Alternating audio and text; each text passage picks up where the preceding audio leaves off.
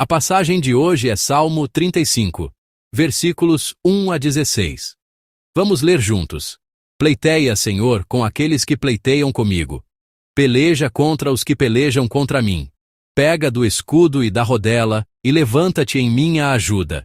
Tira da lança e obstrui o caminho aos que me perseguem.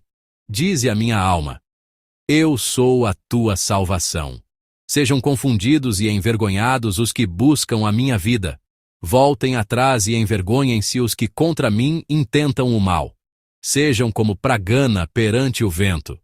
O anjo do Senhor os faça fugir. Seja o seu caminho tenebroso e escorregadio, e o anjo do Senhor os persiga.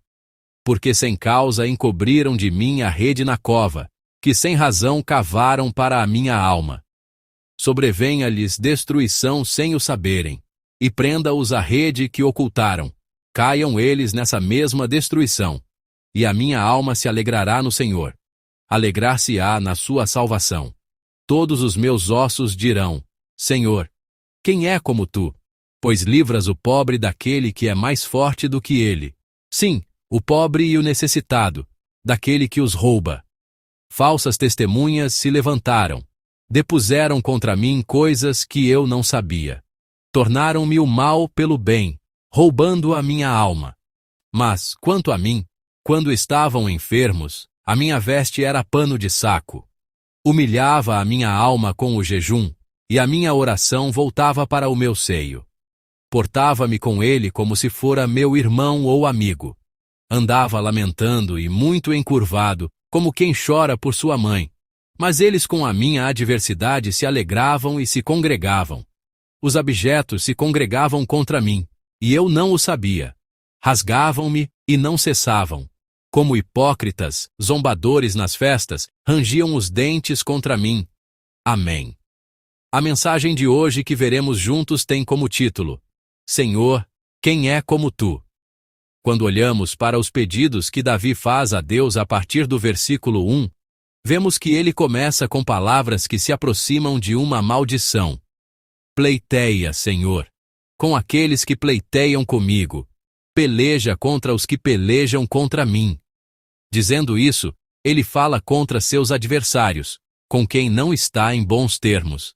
Mas antes de descrever a situação deles, ele diz a Deus: Deus, faça isso. Vocês já deduraram alguém?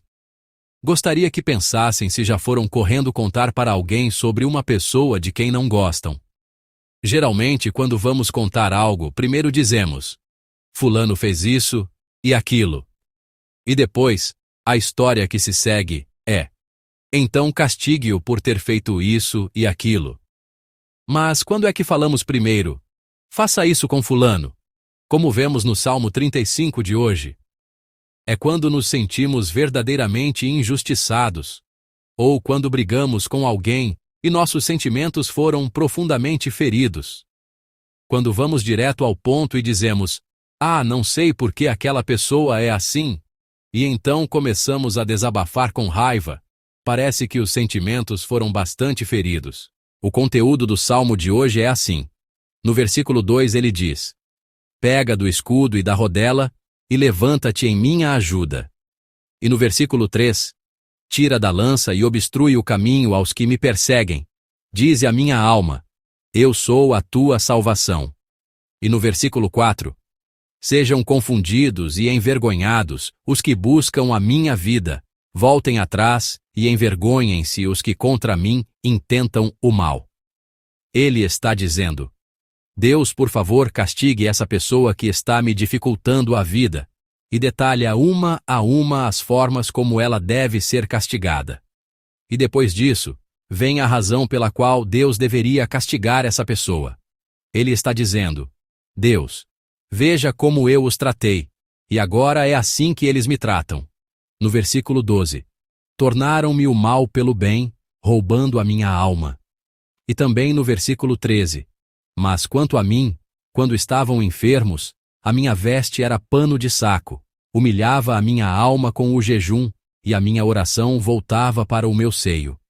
O que isso significa? Significa que, quando eles estavam doentes, eu também me entristeci, e orei a Deus para que os curasse, Mas agora, esse sofrimento, essas pessoas, estão voltando esse sofrimento contra mim. A questão é que, depois de fazer tantas coisas por eles, o que recebo em troca é essa traição. Pensando nisso, podemos imaginar: ele deve ter ficado com muita raiva. A situação em que a pessoa que Davi cuidava e queria manter por perto o traiu, deve tê-lo deixado verdadeiramente furioso. Na obra A Divina Comédia de Dante, vocês se lembram qual é o pecado daqueles que estão no nível mais profundo do inferno? É a traição. Disse que a traição, fingir na frente e apunhalar pelas costas, é o que se encontra no fundo do inferno. Mas em meio a essa situação, quão ferido, quão injustiçado e quão ofendido Davi deve ter se sentido para começar dizendo a Deus: Deus, por favor, faça isso. E olhando para o que ele diz, parece que Davi está falando assim diante de Deus com muita ira. No versículo 8 ele diz: Sobrevenha-lhes destruição sem o saberem, e prenda-os a rede que ocultaram. Caiam eles nessa mesma destruição. Então Deus, o que isso significa em uma palavra? Ele está dizendo: por favor, acabe com eles. Vocês já passaram por dificuldades como essa em suas vidas? Já foram traídos por alguém? Vocês não têm ao seu lado alguém que finge na sua frente, mas fala mal de você para outros pelas costas, ou que age como se nada fosse, mas diz a outros: Ei, não sei por que essa pessoa é assim, faça algo a respeito. Mesmo que não possamos demonstrar na frente dessa pessoa, acredito que muitos de nós já experimentaram o que sentimos por dentro. No entanto, há uma coisa que Davi está nos dizendo no Salmo de hoje. É que, mesmo na situação em que ele está confrontando diretamente essa pessoa, ele não está dizendo a Deus o que fará com ela. Embora esteja em uma situação em que precisa lutar contra a pessoa que o ataca e o trai, ele está dizendo: Deus, por favor, o Senhor faça isso. Ele não está pedindo a nenhuma pessoa. Ele está dizendo: Deus, por favor, faça. Lendo a palavra, lembro-me do que está escrito em Romanos. Colocar brasas vivas sobre a cabeça do inimigo não é tarefa minha, mas de Deus. Deus fala isso em sua palavra. Jesus também disse: Amai os vossos inimigos. Julgar e causar dano a alguém não é tarefa minha, é tarefa de Deus. Nossa tarefa não é ir pelas costas e pedir a ajuda de homens para dizer: por favor, castigue aquela pessoa. Mas falar somente com Deus em oração. Se alguém nos ataca, devemos nos defender. Devemos nos proteger. Mas isso é algo que podemos fazer. Se alguém nos difama, é claro que devemos nos defender. Devemos ser capazes de dizer: eu não sou assim, não é isso. Mas depois disso, o resto é entregue a Deus. Julgar, falar mal de alguém, dizer essas coisas na frente dos outros, não é algo que um cristão deva fazer. Uma pessoa de fé levar essa história para outros e espalhá-la, não é algo que agrada a Deus de forma alguma. Se algo me incomoda, ou se meus sentimentos foram feridos por alguém, é um assunto a ser tratado com a própria pessoa. Mas se a pessoa envolvida não consegue lidar com a situação, se, do meu ponto de vista, a conversa não vai fluir como deveria, como uma conversa entre dois adultos, mas parecerá uma conversa entre um adulto e uma criança, então devemos ser capazes de esperar um pouco. E, assim como um adulto fala com uma criança, devemos falar de uma maneira que a criança possa entender. Se a pessoa à minha frente está ofendida, e eu também estou ofendido, se possível, o melhor a fazer é parar. Mas, se for possível, falar de uma maneira que não ofenda a outra pessoa, de uma forma que ela possa entender, é, na verdade, a atitude de quem tem mais vida de fé e mais experiência com Deus. Mas, embora essa seja a atitude que Deus deseja, não nos limitamos a difamar a pessoa como os do mundo fazem.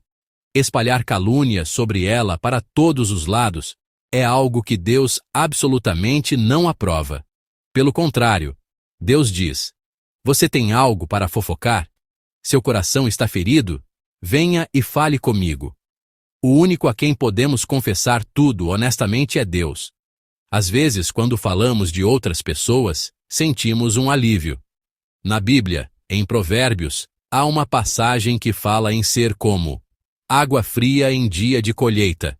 Essa água fria é o alívio que sentimos no coração ao fofocar sobre os outros. Há momentos em que os lábios, a garganta e até o peito parecem se abrir. Alguns estão rindo, vocês sabem do que estou falando, não é? Provavelmente todos já experimentaram isso. Mas e quando vocês se viram? Depois de contar tudo, se você é um verdadeiro cristão, seu coração se sente culpado. Será que eu deveria ter feito isso? Você se sente mal. Ouvi isso de algumas diaconisas e diáconos mais velhos. Não há segredos no mundo. Não há segredos na igreja.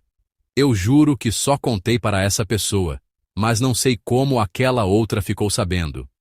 O que isso significa? Significa que, por mais que eu confie em alguém e fale mal de outra pessoa, no final, tudo volta para a pessoa em questão. Ei, fulano anda dizendo isso de você. É por isso que mesmo as pessoas do mundo, depois de fofocarem na frente de alguém, se preocupam pelas costas. Será que ele não está falando sobre isso? E se o que eu disse chegar aos ouvidos daquela pessoa? Quanto mais uma pessoa de fé. Deus vê e ouve tudo. Como poderíamos falar levianamente sobre os outros? No final, tudo volta. Pense nisso por um momento. Não importa o quão mais jovem ou indefesa a pessoa seja, se você fofocar sobre ela, e ela ouvir exatamente o que você disse, você ficaria bem com isso? Somente Deus guarda nossos segredos. Somente Deus ouve nossas orações e, como Davi disse aqui hoje, Deus também retribui. As palavras de cada um, Deus retribui uma por uma. É por isso que Davi foi, no final, o rei que Deus mais amou e apreciou. E Davi foi um rei estável, que pôde passar o trono para seu filho da maneira mais perfeita e segura entre todos os reis de Judá e de todo o Israel. Desejo que nos lembremos deste fato. Se vocês desejam que seus filhos e filhas herdem a preciosa graça que receberam de Deus da maneira mais estável e abençoada, espero que se lembrem do padrão apresentado no Salmo de Davi hoje. Davi sofreu o pior tratamento, a traição, da pessoa que estava com ele, da pessoa que ele mais estimava. Mesmo contra essa pessoa que o traiu, Davi primeiro buscou a Deus. Ele lutou contra ele, mas orou a Deus e não levou o assunto a mais ninguém. Mesmo que encontremos em nossas vidas alguém que nos cause dificuldade e sofrimento, que possamos nos lembrar da imagem que Deus nos mostrou em sua palavra. Oro para que, embora busquemos a Deus e peçamos que Ele nos retribua, de nossos lábios nunca saiam calúnias ou queixas contra ninguém, mas apenas oração a Deus. Que todos aqui presentes sejam abençoados com isso.